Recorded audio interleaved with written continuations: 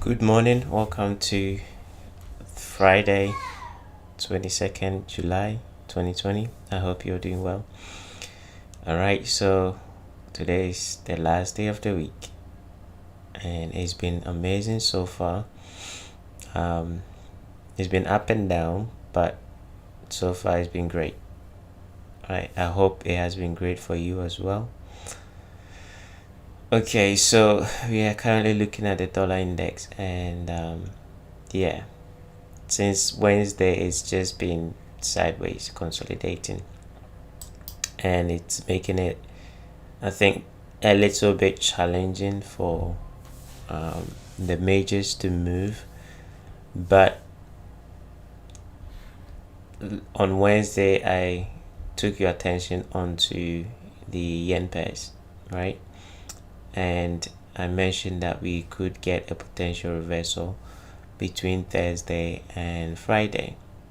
Okay, so Monday, Tuesday, Wednesday was great for the majors to push higher, and then Thursday, Friday, it's also great for the yen pairs. So I'm not kind of too much involved with the majors today. One particular one that I'm interested in is this one here.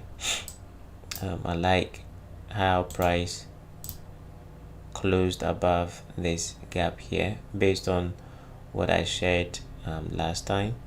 I liked how price gapped over here and then came back into it, and then applying time of the day, right?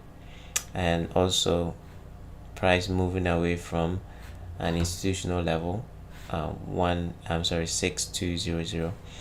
So we had an impulse leg in here breaking above that high, so that to me is a pullback. So that's the pair that I'm kind of interested in terms of structure. It's sound. If you pull the fib from this low to this high, right, that's 62.19 level. 618 level. I actually had a buy limit there yesterday. I was going to buy this gap, but I wanted to wait, because if I bought it there was not enough time left.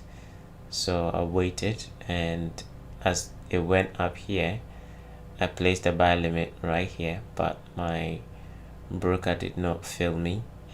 So when I woke up and I saw that it has left, on the 15 minutes time frame, I bought this one.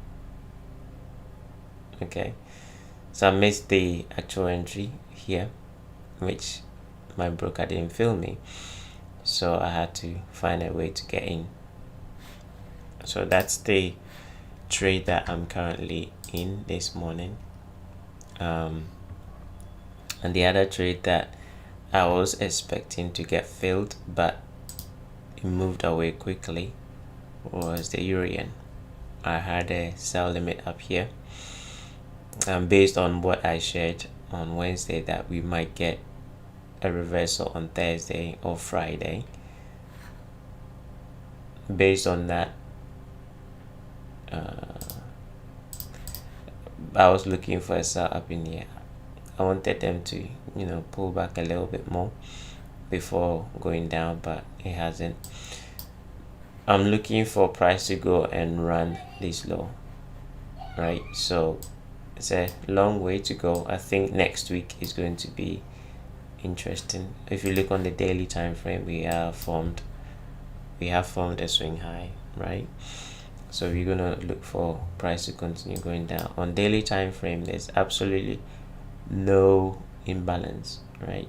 Everything was closed in, so there's no imbalance. Maybe down here, that's where price might find some kind of support. Everything within is going to be retracement. So if we trade to this one, right, it will be a retracement. That's the only level that can cause a bit of retracement going forward. So you might want to pay attention to that one. If we do retrace back I think because price has moved already, and it's Friday, chances are it's not going to move that much again. So don't try to chase it. You have you have been given the drawn liquidity down here, so just pay attention to direction. Okay, going forward, you're looking for price to come down here. Now let's say Monday price gives you a pullback and you get a sell.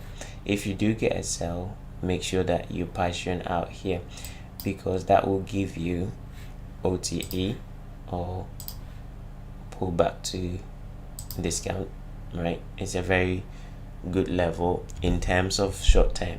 Okay, so you might get here and then pull back aggressively before coming back down here.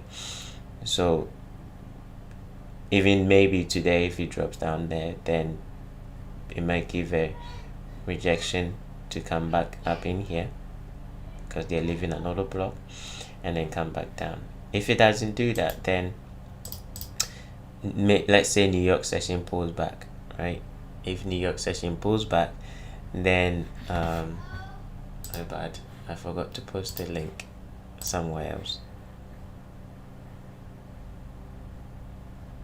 At this stage, everybody should be subscribing. If not, I might forget to post the link like usual.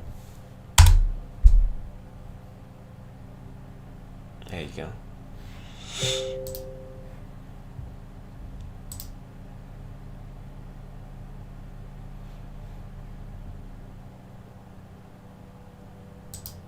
Okay,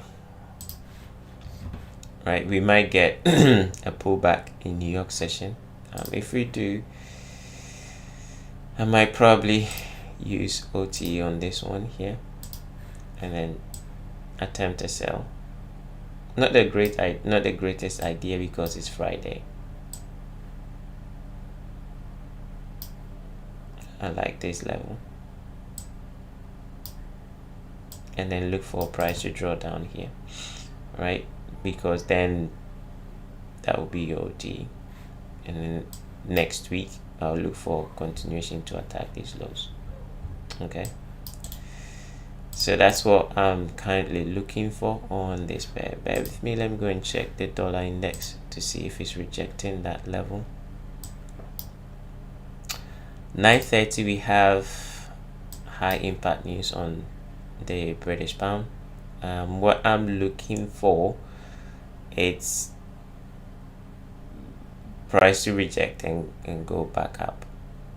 Okay, we do have this equal high that I've been hunting since Monday, and we're still not taking it, right? Price is just like taking its time. So with the high impact news coming at 9:30, I want to see them go and run that. Okay, and I'll be wrong if we trade back below this. So if we trade aggressively below that, then I'm wrong, and it's fine, but I'm looking for that. Okay, let's go back to the yen pairs, because that's where the fun is going to be. Pound yen, same thing. I was looking for a sell, but price didn't trade to where I was looking for it. I was looking for it here. Auto block, and I'm gonna keep using this so you can pay attention to it. Price, okay, so time and price. I was looking for a retracement there in London session, and then move for continuation to the downside, but it hasn't given me. So let me bring it back again. Same level. If we trade back into that level, right, that will be a good sell, because there's another block. If you pay attention to price, okay, and I think I had a conversation with a gentleman this morning, and he was talking about auto blocks, right? And I was saying an auto block is not just an auto block, right? It's not just the up candle or down candle. There has to be a narrative to it. There has to be some form of a context behind what you are looking at as an order block. When you add price, okay, to it, then you do have an order block. So here, notice how price left 16500 with time of the day, London. That is a high probability order block. If we go here, right, that is a high probability order block. What time was it? New York session, right? Big move away from that level, so that will be an order block. Same thing here, time of the day, London, big move away, price wise. Okay, I'm using price as the reference. So price wise 166,000, price comes back to that order block and then it drops, right? So that's why I was looking for this one to use as a sell. Okay, and even if you go back to the euro yen, the level that price actually rejected from, which that was where I was expecting since Monday, the H4 had an order block right there, and the price level is what, 14200. So 1.14200, last up candle, big move down, time of the day. Okay, let me go back to the one now so you probably see it. Look at the time. What time is it? London, right? Price comes back to it and then boom, drops down. So use price.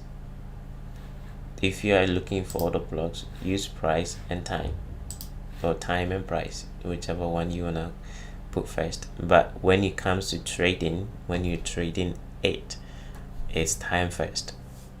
Okay, but if you are looking for the order blocks, use price and then time. Right, I'm gonna repeat it. If you're going to trade it, it's time first and then price. But if you're looking for the order blocks, it's price and then time that price moved away from it. Okay, so if, for example, this one here, if you're going to use this one, what time did it move away? If you're going to use that one, what time did it move away? Same thing here, what time did it move away?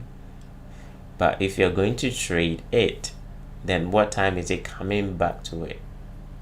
Okay, because the time that price is coming back to that level, if it's not London or New York session, I personally, I wouldn't bother myself, because Asian session I'll be sleeping, and I don't trade after 5 p.m.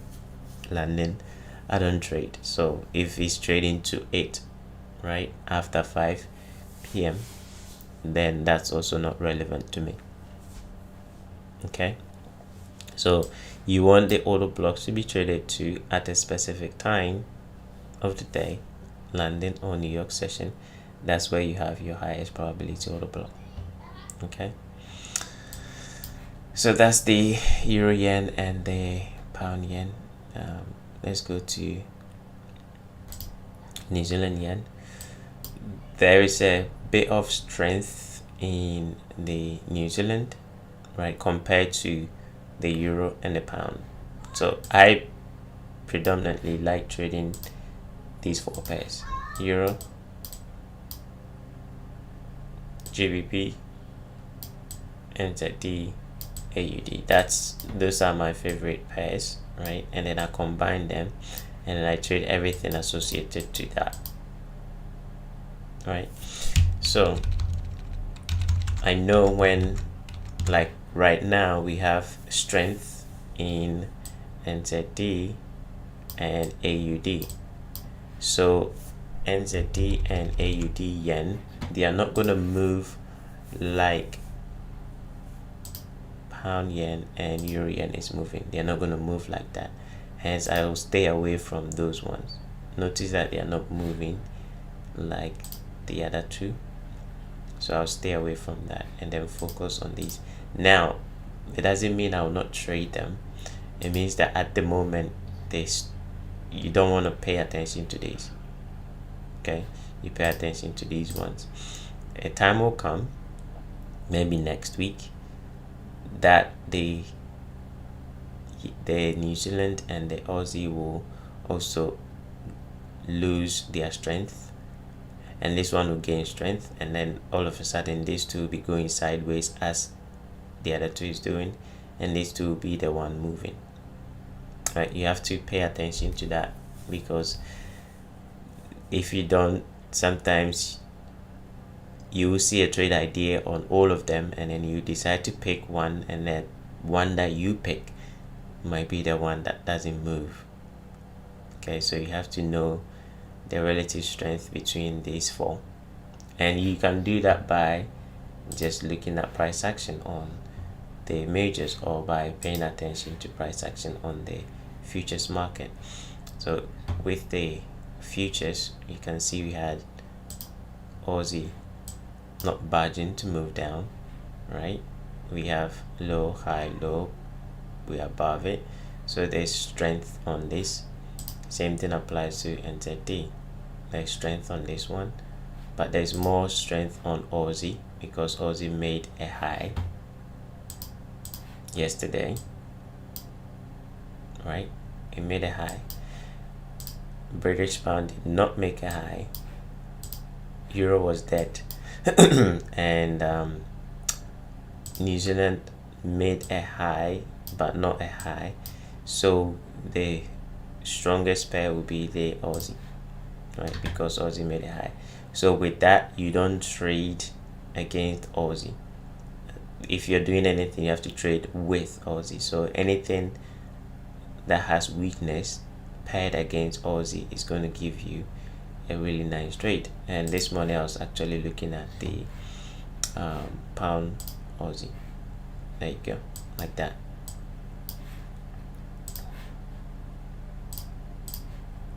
So this was a nice sell-off here, and Euro Aussie as well. A big sell-off, and look at that level price moved away. Today I'm just gonna talk, okay? I'm not gonna do analysis because it's Friday, right? I'm just gonna talk. Look at that price level price moved away from. So on the H4 we should have an auto block here, right? And that would be a high probability auto block time. This one, same thing. If we trade back to it, that'll be a nice sell-off. Notice the time frame that I'm using. I'm not on the 5-minute chart, I'm not on the 15, I'm using the 4-hour and the 1-hour. Okay, those are the time frame you pick up your auto blocks from. Yes. Now I'm gonna say something. Don't feel offended, because it must be said. Okay. For you, Leo, I'm gonna say something. Don't feel offended. It's just something to help you. Okay. The market it's like this. It's a cycle. Okay, it goes and then it comes, it goes and it comes. Going over here, right, might be in your favor. Going over here might not be in your favor. Okay, it cannot always be in your favor. All right. The market cannot always be in your favor. If it did, trust me, it would have been always on my favor, and I wouldn't be here. And I always say that I'll be sitting somewhere in the Caribbean with my laptop and then just chilling, right? But it's not. Okay, so when it's in your favor, be the same person as when it's not in your favor. Don't be a different person when it's not in your favor. So when it's going in your way, stay neutral. When it's not going your way, stay neutral, because the way the market is can sometimes make you happy here and then make you sad here, but it shouldn't be like that. Okay, it shouldn't be like that. You should always be neutral.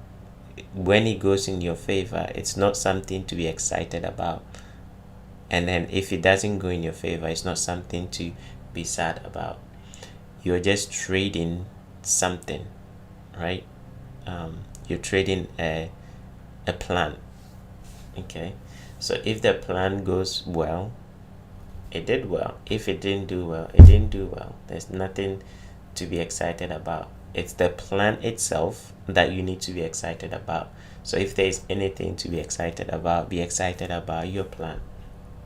Okay, so make sure that there's you've spent time with your plan, because when your plan is great, these things will mean nothing, because if it goes in your favor, it's just the plan. If it doesn't go well, the plan didn't work out. All right, so try to stay neutral. And I know why I'm saying this, because sometimes Enigma will give you a trade and the trade will be awesome, like this morning or yesterday, right? If we put it on the 1 hour, Enigma gave a trade that's awesome. Okay, and it did one on the pound Aussie as well, right? Awesome trade, and it's giving one this morning as well. But there will be times that it will not give you a trade, and it will probably give you a trade and don't give you an entry. Okay, when it does that, don't be upset, don't scream. Just stay neutral. You just didn't have a trade, right? So that's just by the way. Okay, so let's continue our discussion with time and price. Let's go back.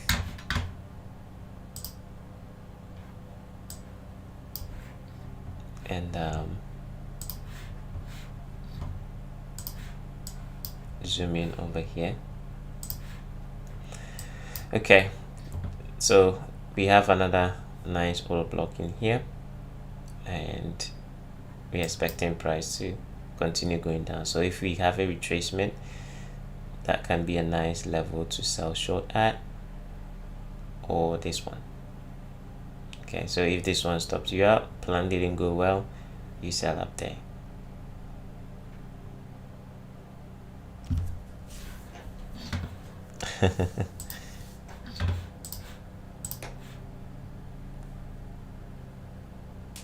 There you go. Nice trading this morning. Okay, let's go back to the yen pairs. Let's see, it's trying to retrace. Let's see if it can give that OTE. Cat Swiss, this pair is just, I'm gonna take it off now. The Swiss pairs, sometimes they can be great, sometimes they can just give you problems, right? If you're not technically good with price action, don't trade this pair, because it can give you problems, right? It doesn't like to trend much, it likes to range a lot. So a piece of advice, if you are not great with your price action, don't trade the Swiss pairs. Okay, I trade them. There are specific times of the year that the price action is going to be clean. So when we do get to those times of the year, I like to trade it. For example, this one here, right? We had a nice time of the year that price was gonna trade up. So in here, those are great buys to continue going up. But once we finish, which finishes actually today, by end of today, that's it. The bullish seasonal for this pair is done. So then I'll just put it back to where I took it from and don't touch it until I get another time of the year that it will move like I want it to move, right? But again, look how beautiful price action has been with the pricing levels. All right, I have made, for those of you watching, I have made this available. Actually, let me go and copy it again. I've made it available for, but it's private, it's not public.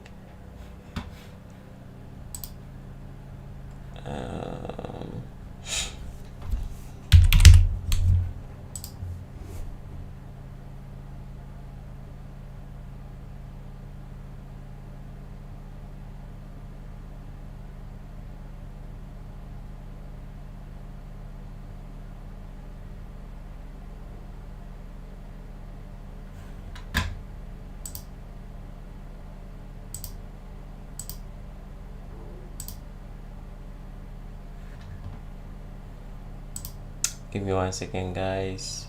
I am trying to get the link.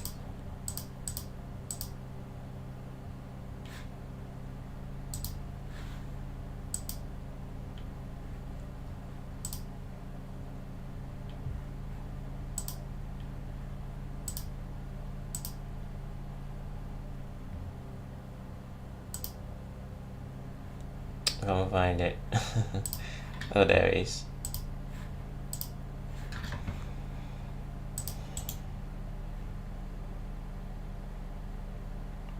Right, it's private. You can use it if you want to.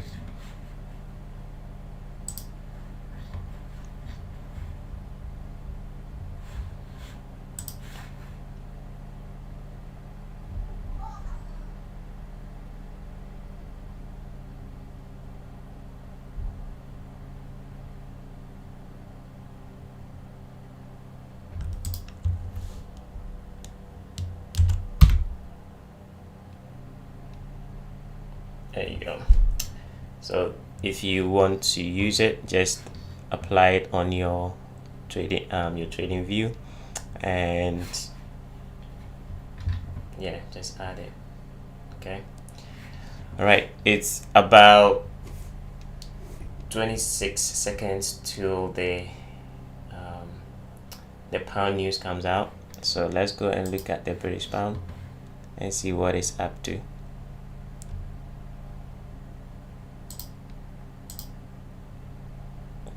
We had nice reaction from that same level. It's coming back down. So we have about, okay,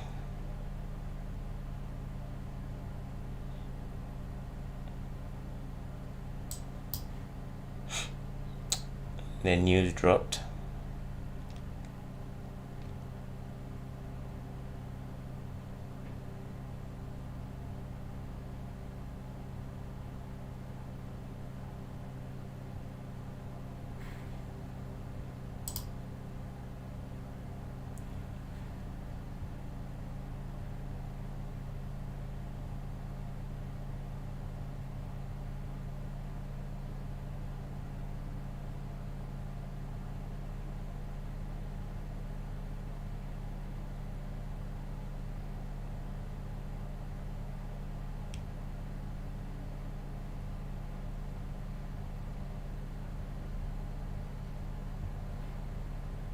I don't know what the results were, but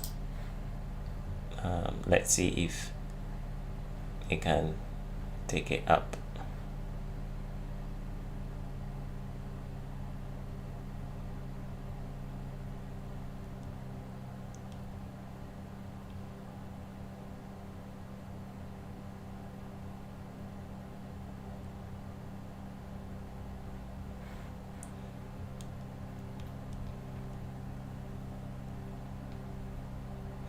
let me go and check the results, because it looks like it doesn't want to go up, so maybe it was negative.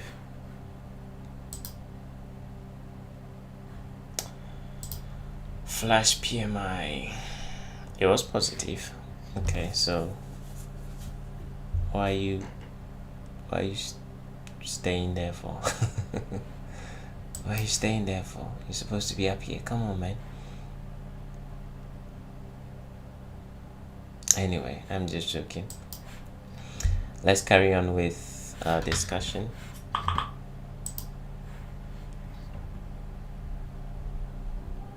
GBP, it's a very volatile pair. If you play with it and you don't know what you're doing, it can burn you. Okay, so be careful with GBP. It's very volatile.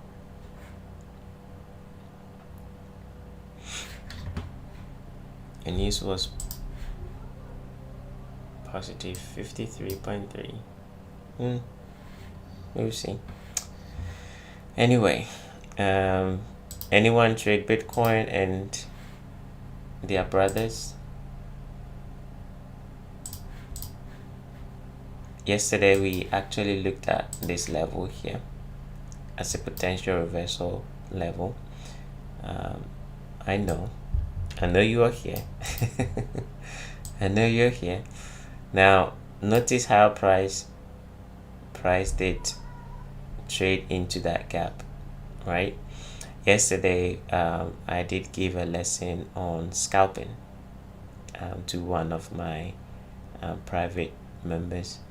He wanted to learn how to scalp, and this was what we actually went through, right? So we trade in the direction of the daily, and we trade the H4 impulses. So H4 makes an impulse and it retraces. That's when we want to jump in as a scalper, right? So I'm just gonna use this as a benefit of hindsight to talk about it. So if you're looking to scalp, okay, you want to frame the scalping on some kind of a narrative on the high time frame. So I don't scalp because I don't have that mindset. I'm not a scalper. So you want to have the daily giving you this kind of price action first.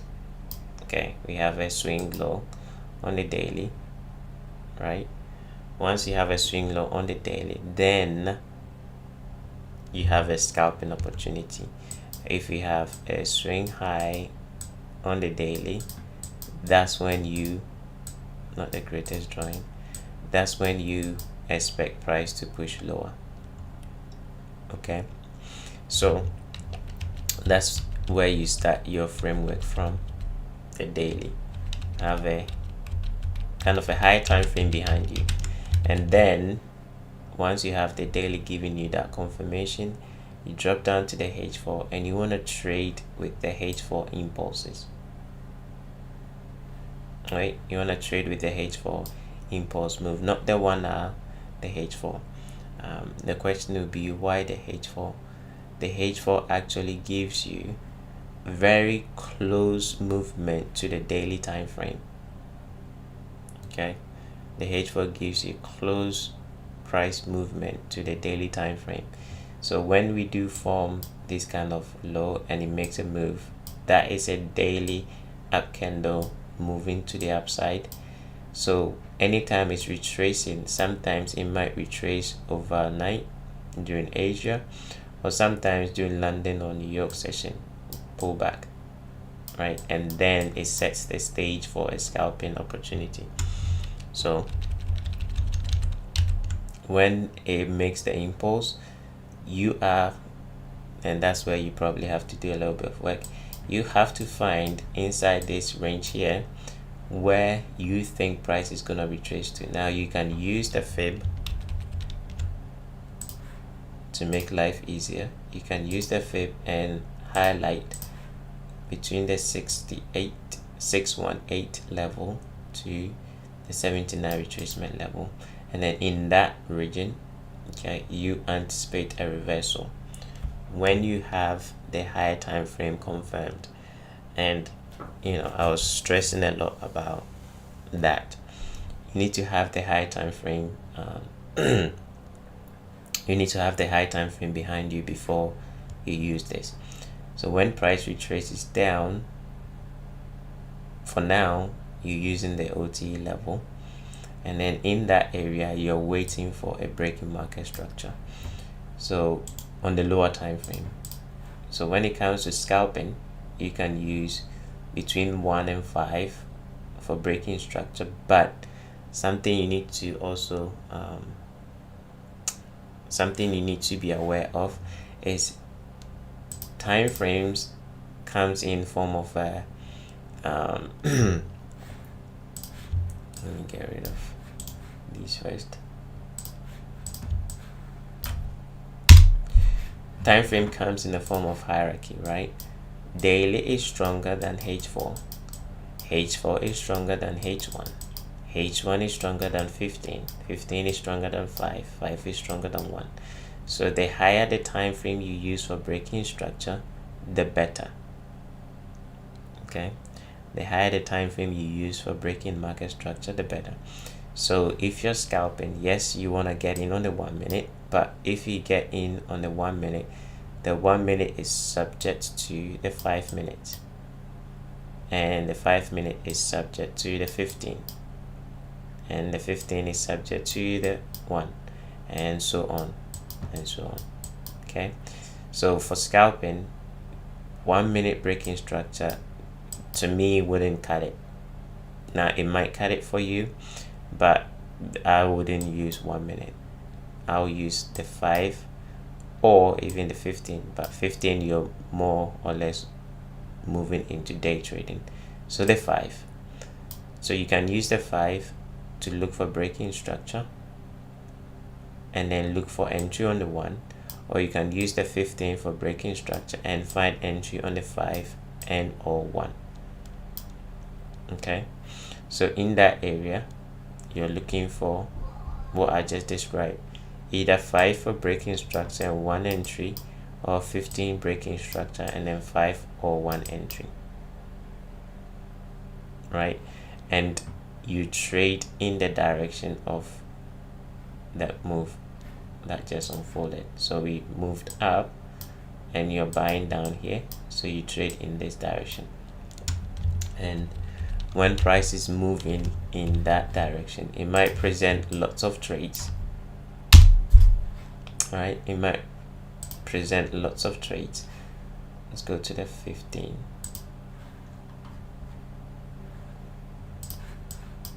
So here,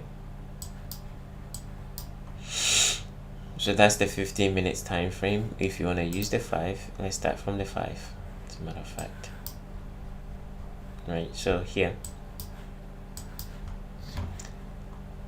this is the zone you're looking for the breaking structure for now. Okay, it's a zone. When you learn more, right, you can use point of interest, but that will come with experience, because you need to be confident with your point of interest or your level that you expect reversal to form. Okay, so let's say you're using this level as your point of interest. So on the 5 minutes chart, we have, and then we have a failure low. Price doesn't make a lower low, and we break up, right? So that's a breaking structure. Or we have a low, we have a lower low, and then we break above that. That's also a breaking structure, or a shift in structure. Okay, then you can find your entry on the 1 minute chart, or you can still use the 5 minute chart. One of my best advice for anyone that is starting off, not an advanced trader, anyone that is starting off, when you're learning to trade, okay, even if you are advanced trader, not advanced, but you know what you're doing, maybe you're struggling a little bit, the best advice I can give you is trade retracements. Forget trying to be cute, forget trying to be precise, forget trying to be like a social media trader. You want the best entry and the best exit to go and present it to your friends and your channel that you are in, so that they can say, wow, well done. No, forget all of that. Trade OTE. That would be the easiest but the strongest entry pattern you ever used. Okay, trade OTE. So what do I mean? After this breaking structure, just trade OTE. This low to that high, or this high, pull the fib, and then you buy. What happened after that? Big move to go and attack this high. Okay, now it might sound too simplistic, but it is. Trading doesn't have to be complicated. And then price made a new high, and it came back down again. It came back down to another OTE on the higher time frame. That's OTE. So you're gonna be doing the same thing here, looking for a breaking structure on the 5 minutes. So we have a low, we have a high, we have a low, we have a high, and then we break. That's your breaking structure.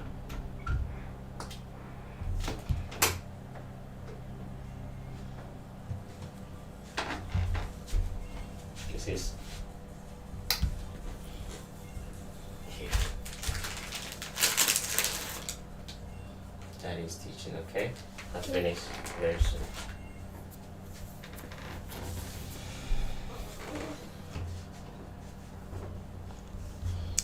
Alright, so that's a breaking structure, right? And then all you have to do is look for OTEs. Now there's more. There's more to this, but for now, just use what I'm showing you, and you see what you can get. Breaking structure, and then you look for OTE. We have a low, high, high, and that is OTE. And then price rallies, and that's all just looking for scalps. And then price makes a new high. Forget all this price action. Okay, once we make a new high, that's it, you're done. You're waiting for what happened today or yesterday. So price trades back down to another H4 impulse, H4 retracement. You're looking for a breaking structure. So the reason why I'm talking about this is because yesterday we were actually looking at this when price came here. I know it was a little bit worrying if you bought it as it was dropping, but I mentioned that you don't always have to buy the low as it's dropping. If you're listening, you don't always have to buy the low. Just wait patiently for the breaking structure, because if it's gonna go up, it's gonna break, and then you engage, right? So we had the 5 minutes break here. That was a breaker, and then price just rejected, and so far that's where we currently at. So because we had this impulse and this is a retracement, this is the target that price is gonna go. So anytime it gives you the opportunity to trade OTE, you jump in. Okay, anytime it gives you the opportunity to trade OTE, you jump in, and then you keep looking at that high. Once we get above it, that's it, you're done, and then you sit on your hands or go and scout something else. Okay, so that's my free gift to you guys, those watching. I just gave you some kind of a plan if you're struggling, and that's just scalping. Does crypto follow time and price? I've not studied time and price with cryptos, but I think cryptos is a machine on its own. It doesn't move like like the currencies. The reason why currencies move with time and price is because it's something to do with business, commerce. Okay, it has something to do with commerce and banks. And banks have operating time. They operate at certain time of the day. They don't operate 24 hours.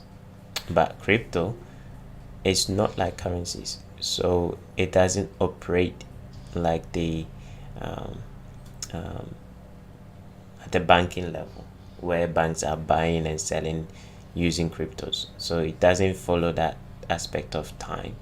But price wise, yes, you can. I don't have the luxury with my one because there's a lot of prices on cryptos. You can go for the full figures, so the 0 levels, big ones. Oops, I went too far. Like that one, and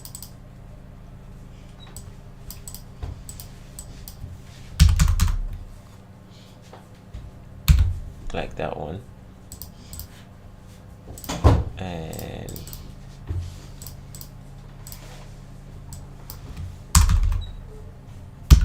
that one. Right, you can create your own, not the one that I gave, because the one that I gave, it's for currencies. And you do 23500 like this. Okay, if you do it that way, yeah, you might get pricing on crypto, but not time. And you can also use quarters on cryptos. Quarters theory, if you know quarters theory, just do 20k,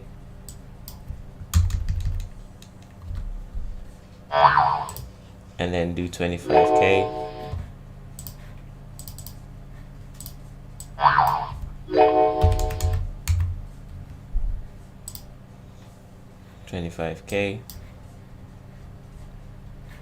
and go into the daily. Right, 20k, 25k, and then do 30k,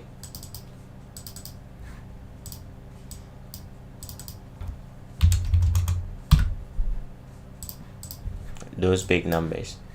Okay, and then divide those into 2 as well. So between 30 and 25, if you divide that into 2, that'll give you roughly that level, and then trade it that way, and you'll be surprised what you find at those levels, right?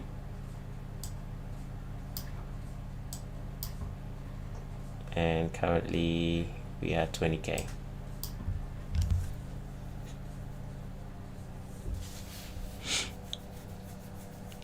Okay,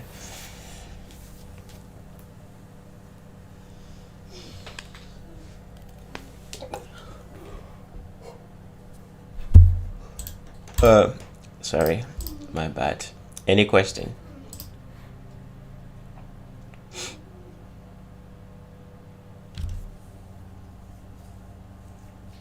You guys got any question?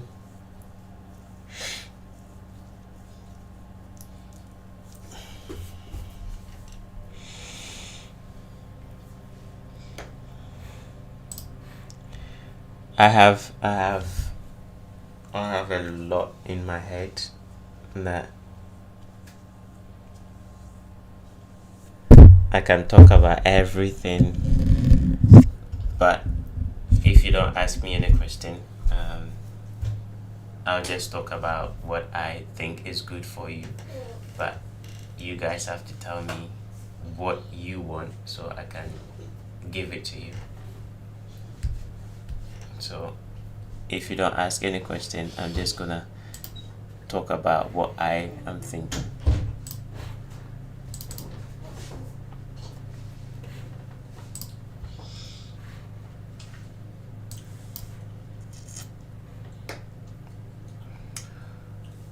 Why didn't EJ take out the equal high? Great question. Where is it? Why didn't EJ take out the equal high? Which one? This one here? This equal high?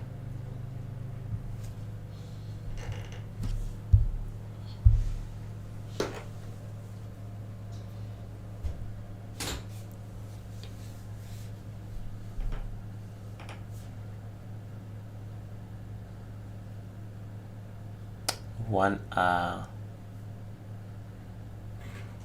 I equal high. Where is it? Oh, this one.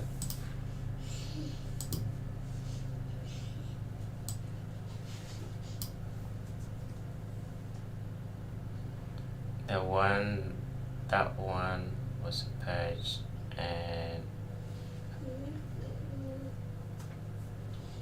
you mean this one here? Why didn't price take out this equal high? Yeah, that one. Okay. Well, let's go to the high time frame, because maybe you didn't look at the high time frame, right? You need to always refer to the high time frame. If something is not happening on the lower time frame, you need to refer to the high time frame. Let's go to the weekly. Okay. Now, you're gonna learn so much today.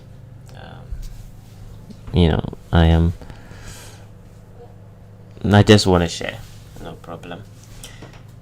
Now, one thing that I look for when I'm doing my analysis is swing highs and swing lows on the high time frame.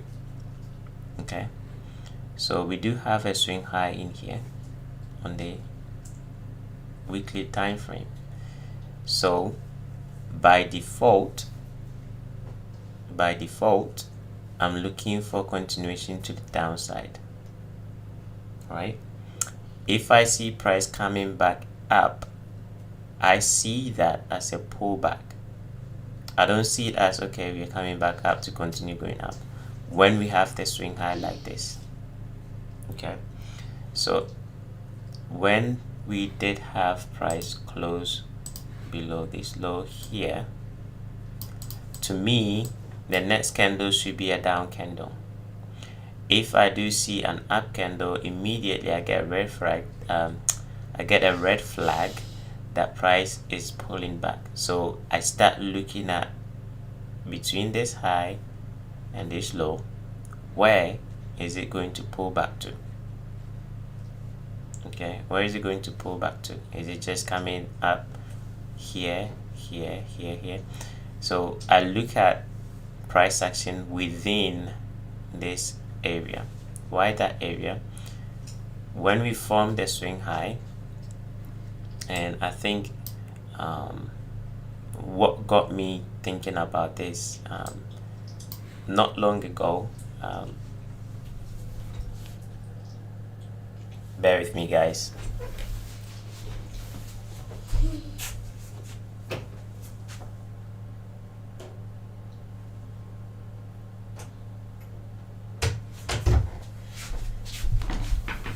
What got me thinking about this was not long ago, ICT made a video on YouTube. I can't remember which one. I think it was the mentorship on YouTube, that in one of the episodes, I think it's episode 28, I can't remember, 28 or 27, he mentioned that when price was going up, he already anticipated that those up candles were going to be a bearish order block. So if price trades back down and creates a gap, he's going to sell those gaps. So let's say price is going up, right? If he's anticipating that up candle to be a bearish order block, then when price is reversing, I don't know why my, okay, let's go to the 1 hour time frame. Let's say price is going up. If it's reversing, right, these up candles, he viewed that as an order block. So when it's dropping like this, if he's creating gaps, he's gonna sell those gaps, right? So immediately it got me thinking, okay, so then if price is going up and it's gonna go down, the gaps is what is important. It's not the up candle, it's the gaps, right? So from there I got the idea that, okay, if I'm looking at an order block, I'm not actually interested in the order block, I'm interested in the gap, because from that statement, the up candle itself is nothing. It's the movement down creating the gap is what is important. Okay, and I just dropped a huge bomb right there. And it will take you forever to come up with, to understand that, but I just said it. Usually I don't say it, but I just said it. Now when that happens, that means when price is coming back up, you're not interested in actually this candle, you're interested in the gap. So on the weekly time frame, it's the same thing. Price is fractal, right? So as price was going up and it came down, in here, the gaps that exist inside that is what is relevant. It's not the up candle, it's the gaps that exist in that area. Okay, so when I drop down to the daily time frame, I saw one gap up here, right? And that was it. So I dropped down to the H4, and then I saw this one with the order block. So when price was coming up, when we started this movement, and if our members are here, they'll tell you, we already anticipated price was going up, so we've been buying, but we are not buying to go up here. That's not what we are doing. We are only buying to trade up to this level, because that's where the weekly order block starts from. So any gap that exists from here and up is going to be sensitive. So this one is a void, right? And then this one is a gap. So within this one, remember, it's the up candle, but we are not interested in the up candle. So let's drop down to the 1 hour. Oops, draw a circle and run that. There you go. So right here we have this up candle taking out this high before they move down. So you don't have to actually go lower. You can view this one as a high probability order block, and within that there will be a gap. You don't have to go and look for it. Okay, you can use that price should find resistance here. If they're able to go above this, then it's gonna find resistance here. So coming into the week, this was the level we are anticipating price to reverse from, or here. So we are not gonna trade it as okay, this is a bearish order block, we are going to sell it. No, that's not how we do it. We wait for reaction, that reaction, and then we are interested in selling. So yesterday, as price hit it and it was trading down, I told them, look, once this candle closes, right, we'll be interested in selling, because now we have confirmation that price wants to go down, so we want to sell this up candle if price retraced back to it, and it did it. So we wait for retracement and then we sell. We don't chase it. So that's why we are waiting for an entry, because now we have a confirmation that price is going to move from that order block on the weekly back down here. So we'll be waiting for an entry. And I mentioned not long ago that as a new trader, the easiest entry that you can use is OTE. So just find your range, high and low, and then trade OTE.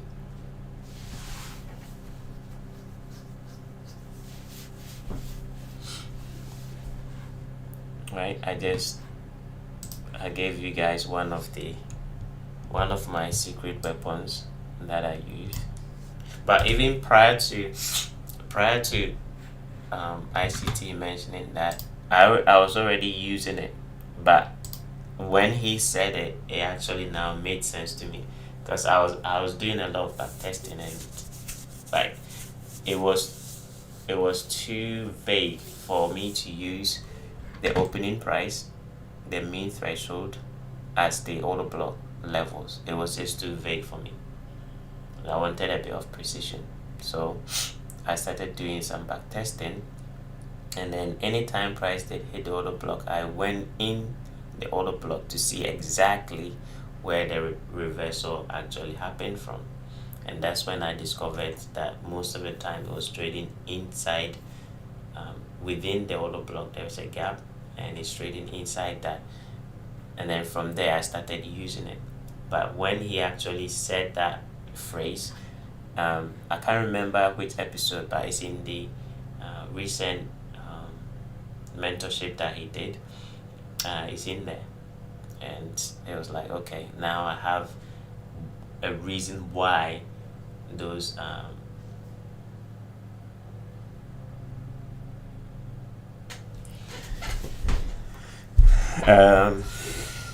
everyone is different.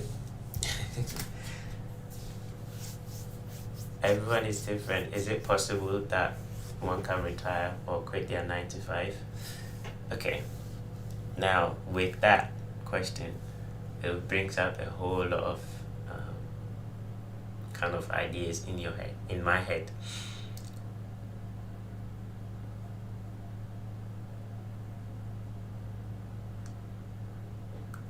It brings a whole lot of ideas or things in my head. First one, when you say trading, right? You guys realize that trading itself is like a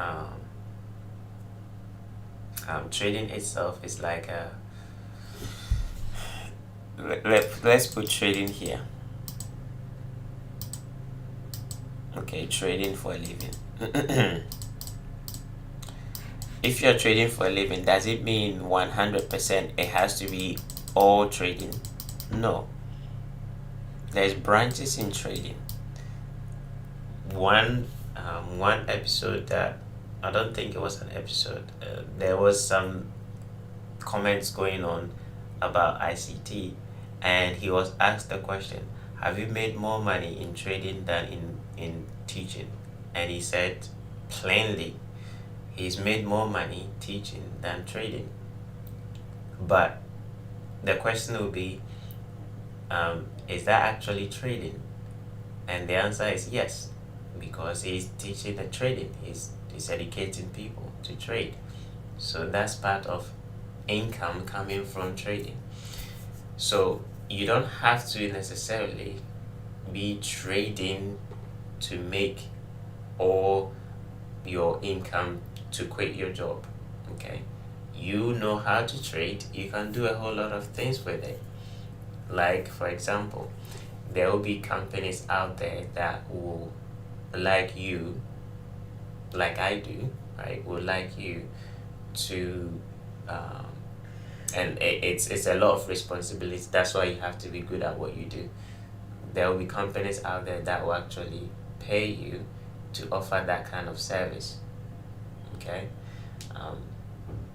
all these, like, I think there's a company called, they do message me all the time, Trading Room, something like that, right? Those kind of companies, they do hire the traders that actually give them the service, right? you can do signal service, you can do YouTube, and you trade as well. I'm not saying don't trade, but don't put everything in one basket. Okay, when you have the knowledge, you can do a whole lot of things with it. Okay, so yes, it is possible to quit your 9 to 5 to answer it. The capital is going to be based on yourself. How much do you need to live, right? How much do you need to live? If you live in a country where $1,000 will make you the king of if you live in a country where $1,000 will make you the queen or the king of that country, then it's $1,000. If you live in a country like USA or England, $1,000 will not cut it, right? So you need more. So it's kind of relative how much you need. But you have to have something more or less based on where you live, right? More or less at least a year worth of money saved. Okay, so you don't actually depend. You can trade and save all that money before you quit your job, so you don't actually depend on the income that you're trading. You are going to make money, but you don't depend on it because it's stressful, right? It's stressful to depend on the income you're making through the trading. So you have to have something behind you that will help you in case you don't make it, because by pushing it, sometimes you can break. But before I quit, I made sure that first of all I know exactly what I'm doing, right? You have to know exactly what you're doing before you even think of quitting, right? And that comes with a lot of it comes with a lot of issues, because for you to get to know what exactly what you're doing, you would have gone through a lot. So you're not gonna quit just yet. You can move to part-time, right? That's also fine. Don't quit the 9 to 5. Just move to part-time and trade whilst you're doing the part-time, and then take your time, build some equity, and then you quit. Is it possible? No, I've answered that. So basically, the high before the 1 hour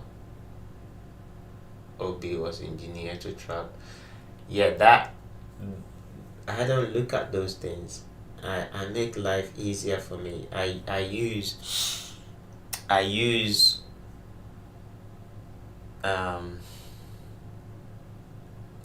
simple stuff to make my trading a little bit easier, right? Because trading itself in general, right, the trading is not hard. It's the mindset applied to trading that makes it hard, because we have a monkey mind that is always talking, and war on you if you do have too many things talking to you. Like, you have too many channels, you have too many social media stuff talking to you, right? You're gonna get confused. So limit your variables that you're actually looking for. So looking at engineering, no, I don't look at engineering. I look at logic. Okay, I look at logic. What I showed you, is it logical? Yes. That's what I use. I use logic. So I'm not the typical ICT trader where you have all this, okay, this is inducement, this is engineering, none of that. I go in, so I do spend a lot of time in front of the screen. I go in and look at why it does that. Because if price is algorithmic, there has to be a logic behind it, right? So I look for those things and I trade those logics. For example, let's go to here and go to New Zealand. Okay, I look at logic. I'm not looking at, okay, why this, why that. Why am I buying New Zealand? Okay, why am I buying New Zealand dollar? One, price made a low. It created a gap. Two, price closed in the gap and made a new high. Three, it retraces. Boom, I'm buying. That's it. There's no... Bear with me, guys. What's that? Did you fall? Sorry. Stop falling, okay? Okay. I'm coming. Right? Right? I make those decisions as simple as I can to avoid overcomplicating trading. Because you can come up with a whole bunch of things why this thing is going up, but it boils down to something that you can reduce it to. Like, you can make it as simple as something that ABC. You make a high, you make a low, you make a high, I'm buying. That's it. No engineering, none of that stuff. Because the moment you go into that, you're gonna start complicating stuff and you're gonna get confused. And that's why a lot of people struggle. Because they see someone doing it, it looked nice, so I'm gonna do it too. Okay? So don't. Just make life simple. Look at the logic why price is moving and then trade that logic. Is it the same on gold because gold has a lot of whipsaw? Yes, it's the same on gold. As a matter of fact, with gold you have to do it from the higher time frame. Don't do it on the lower time frame. Always do it on the higher time frame. Example. Why did price move from here? Right? If you are going by the standard way we've been taught, right? You're gonna be looking at this price and dividing that into two, that price, right? The price reverse from here. The price reverse from there.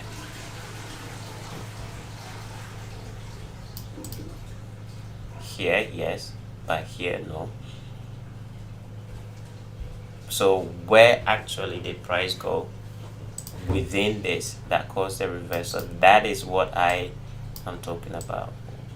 Why? Where? Inside that, where? That's what I'm interested in. Like this one here. Inside this, is it the opening price? Is it the mean threshold? Where? Right? So that's the back testing that I did. And then let's go to the lower time frame. So this is the order block, right? Inside that we have this. And we have this, and then we have that small little one there. So there's three levels that potentially price can reverse from. So I go as deep as I can because I want to know. That's me. I want to know. So it brings me to this void, closing in, that gap right there, and that. So anything above 50%, I'm not interested. So if we start coming up here, that's too deep. I don't like it. Because if it's sensitive and we are bearish, we should not be going up there. So this one and that one, it's all I'm interested in. So I can cap it down to that area. So in that area, I'm interested in here and here. That's where price is going to reverse for me. So I'm looking at reaction off from that level. So reaction from here and here. I'm not gonna sell there. I'm looking for this reaction, and then I'll sell there.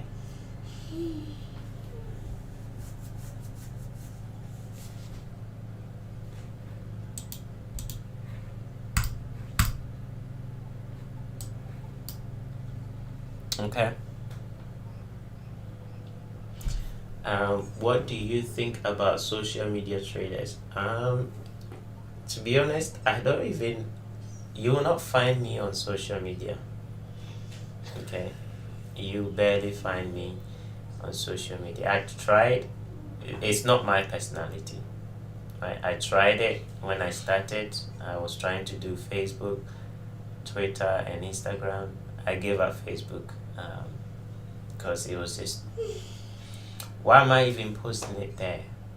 What am I trying to do? Am I trying to impress people, or am I trying to draw people to come and pay me to learn?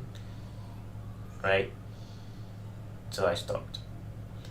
But Instagram, I do have someone posting stuff for me, and it's the private group stuff that we do. Basically post the stuff that we do over there, but I don't do it myself.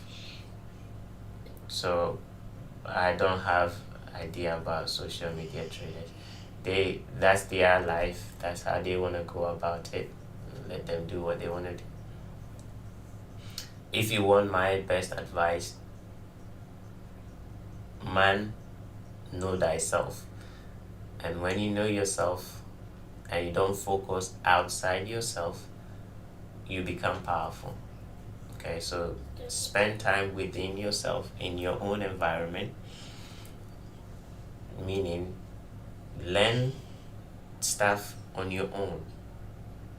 That's the best way to learn, right? Yes, I'll show you this and I'll show you that, but even if I show it to you, go and learn it on your own. Spend time studying it and then discover things. That's how you're gonna make it as a trader.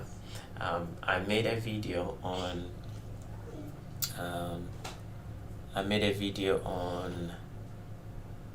this is why I think you're struggling with trading. Guess what? It has only 69 views, and for the last 1 week nobody wants to watch it. Right? Because that's not what people want. People want engineering, and they want what do you call it? They want inducement, they want stop hand, right? But you need to understand certain things before you start doing those things. Trading isn't for everyone. Okay, you might be a performance coach. Okay, you might be a performance coach, but it's all related to trading, right? You might be a great mentor because you have the passion to help people, so you can learn, know how to do it properly, but help people. That's all trading. And I made this analogy of comparing trading to football, professionally.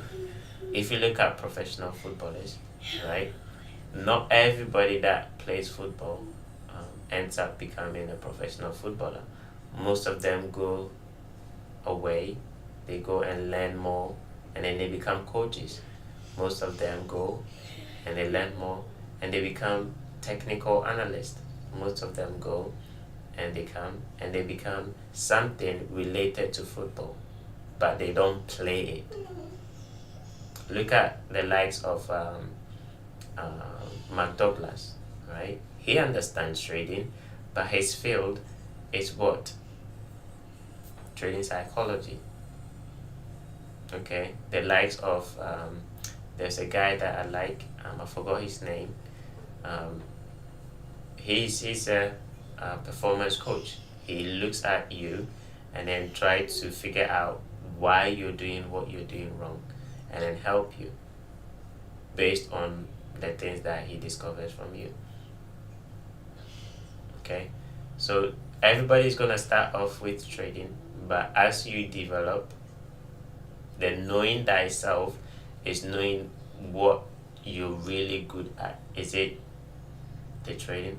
You can hear from me, I'm very good at teaching, right? I'm passionate about teaching, so I trade and I teach, and I help a lot of people, right? Yours might be different. I have a colleague in one of the private groups that we do. His passion is trading. He loves to trade, so he's always trading. He hasn't got the passion to teach, right? Because he cannot communicate what he's doing.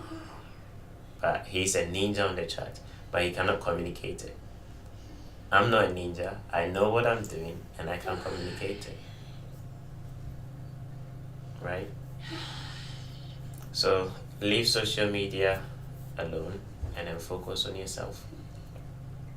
Do you recommend watching ICT 2022 mentorship series? Yes, I do 100% recommend it. Why do I recommend it? It's because it's the simplest. He has made it very, very simple and very, very binary, right? In the mentorship, when I was in the mentorship, it's like a kid in a candy shop, okay? We have so many options. That's why I understand price the way I do, right? Because in the mentorship, you actually learn everything, but you don't need everything. So the problem that most of the students have is not because they are not great traders, it's because they have too many options. And sometimes if you get human beings, if you give them too many options, they become confused. But give them one option and they're going to be great because they have no other option. So the mentorship on YouTube is great because he has given you guys just one way of trading, right? So it's fantastic. So you can go and watch it. And the last comment says it all, simplicity. He's made it very simple, very binary. There's no this and that and that and this Christmas tree lights and this and that. It's very binary. So yes, if you want to watch it, go ahead.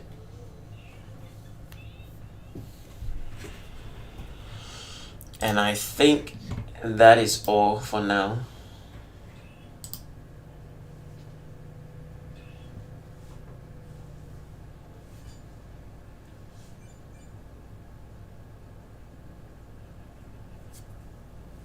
Any more questions?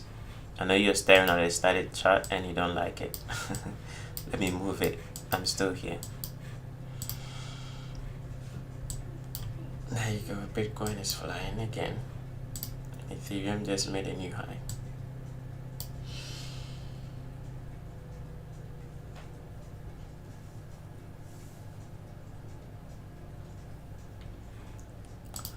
And New Zealand is still hanging around.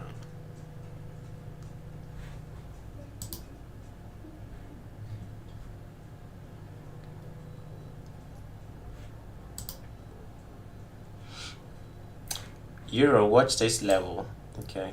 Watch this gap.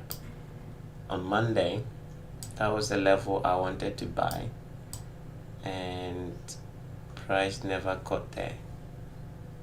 So watch that gap.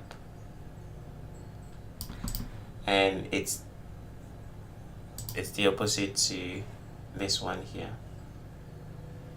On Monday, when price dropped, that's the level that I noticed that we could come back. Okay, it's a gap created in London session, and we have a down candle right there, so pay attention to it.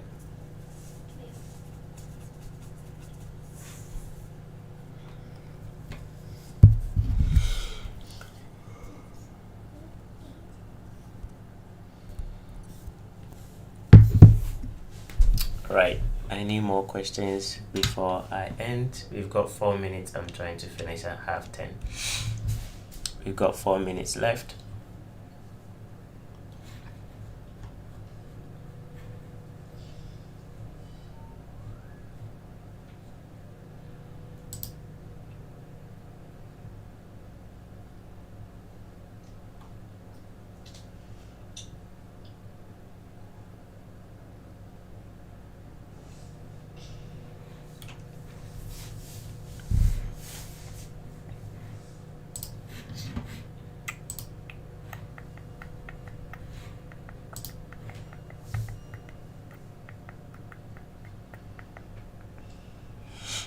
Any last questions before I finish off?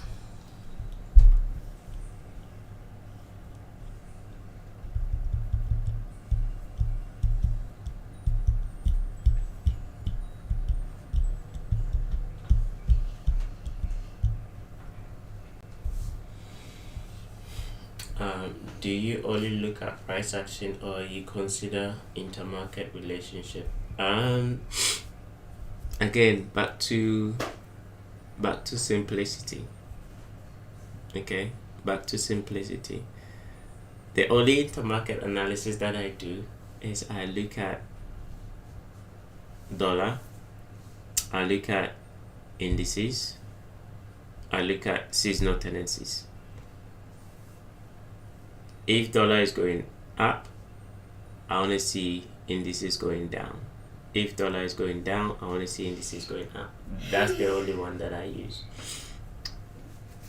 Because if I see that relationship, I know that the others should be doing the same thing. So I don't bother going to look.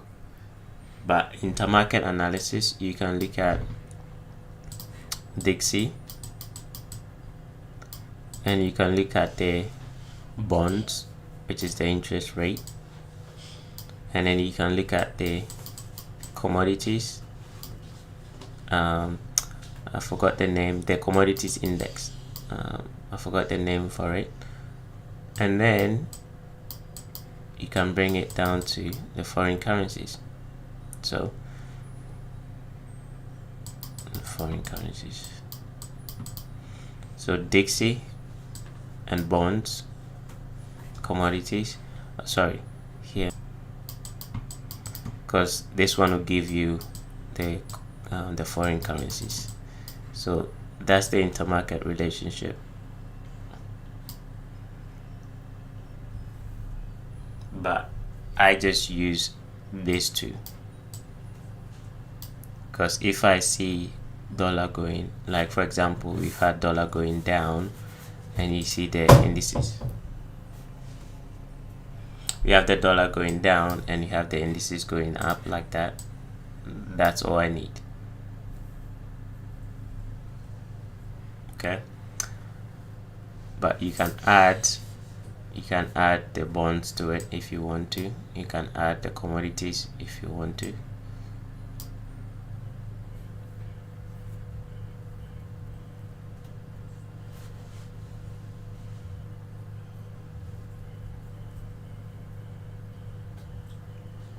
Yeah, that's the one I said. That's the indices.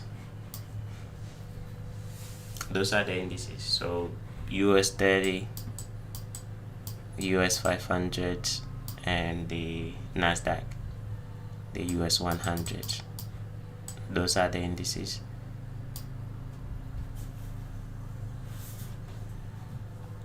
But it's not, again, the reason why I don't mostly use it is it's not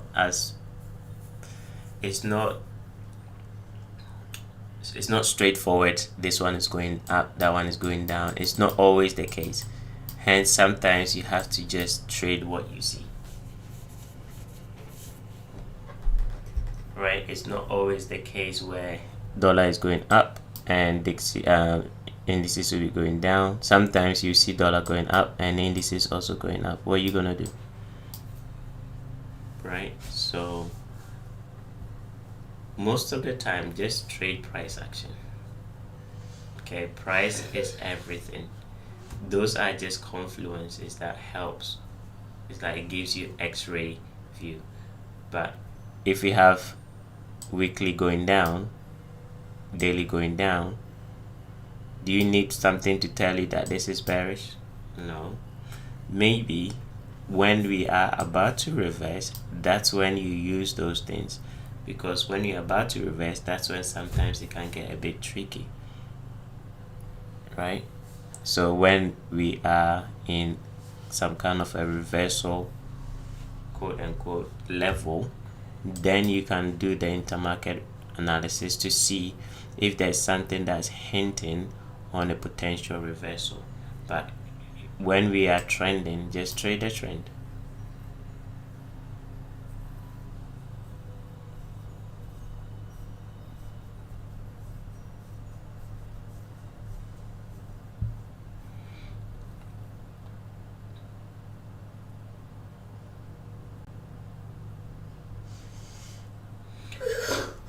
If NAS and US30 shows a divergence, which one do you likely go with after taking out a swing? First of all, you have to have a bias, as usual, right? Say, actually, let me go into that.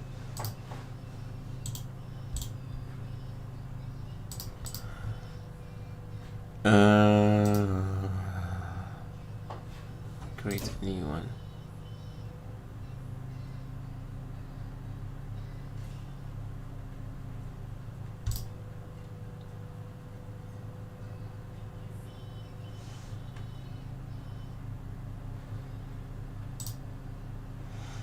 Okay, so I'm used to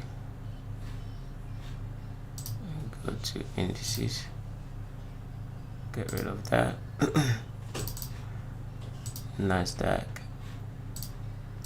US30, 1 hour. Okay, so let's say you're using this and you have a bias. Let's say your bias is to the upside. We're going up. Okay. If there's a divergence, which one do you want to buy? This one making a low, or the one that is failing to make the low? Which one would you want to buy? By looking at price, let me put that question to you. You tell me. Price is going up. Both of them are going up. Okay. And let's say it's making high, low, high, low, high, low. This is also doing the same thing. But at some point, this one made a high and it's coming back down. It stopped here. This one is coming back down and it went below this low. Which one are you buying? Are you buying this or are you buying that?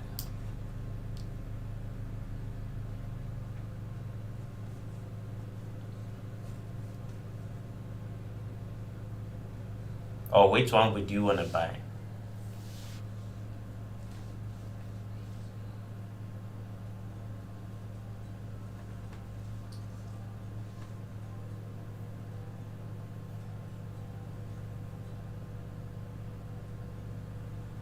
Exactly, because this one is weak, so it's gonna attack lows. This one is strong, so it's gonna stay within the range and continue going up.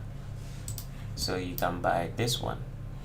You don't have to buy the one that's making the low, because after making the low, this one might go up, make a new high. This one might come back up here. This one might not make a high. I'm sorry, this one will make the high.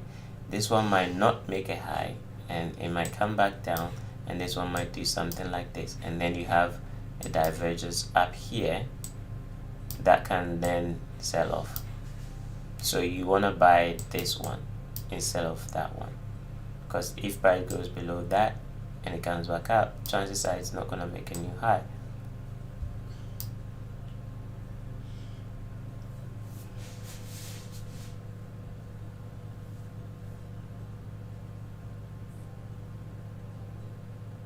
Okay, so on that basis, you want to buy this one. I'm not saying it's going to do this, but based on what I've just described here, it makes sense buying that one than buying this. There are people that would like to buy this because sometimes when they runs this low, that's when it gives energetic move, and that is also fine. But that comes with experience that, okay, if it does this and I buy this, it moves with energy, so I want to buy that. But usually you want to buy the one that fails to make the low.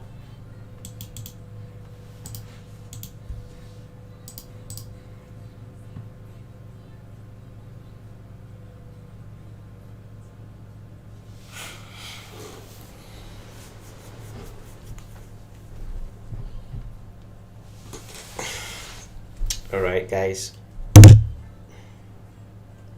no problem.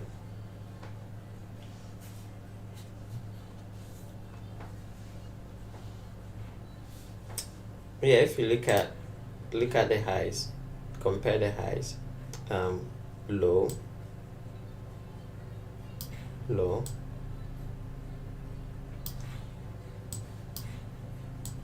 this one is strong, nice is strong,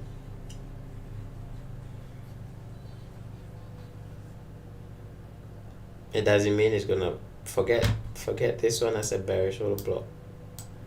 Stop trying to call this as a high. I'm not saying it's not a high, but stop calling it high. What happened to this, to that? Are you gonna sell here and expect price to come all the way down here, or is it gonna sell here, come here and go up?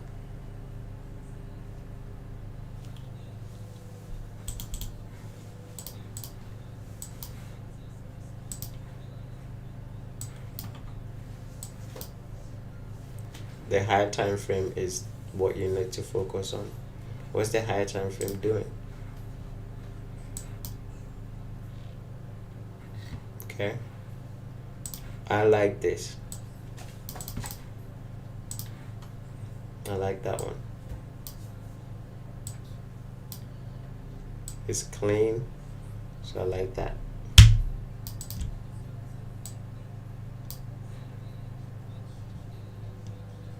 So I wouldn't look at that as a bearish order block to sell short. If it is, let it break market structure and then I'll sell it.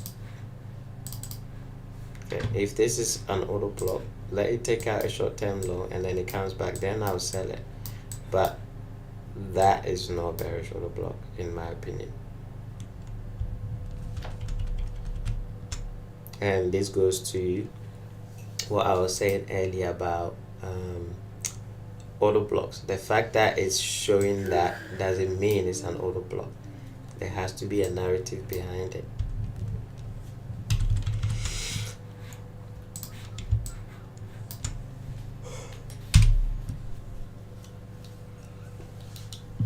Alright guys, I'm tired, my eyes are hurting me, so I'll see you next week Wednesday.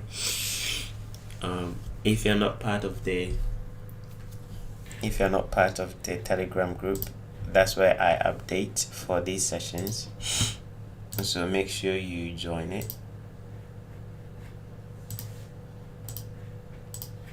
because you're not gonna get any update from me until I see something that's relevant or it's time for another session. So if you're not part of that Telegram group, join it and then you'll be updated. It's free, you don't pay anything.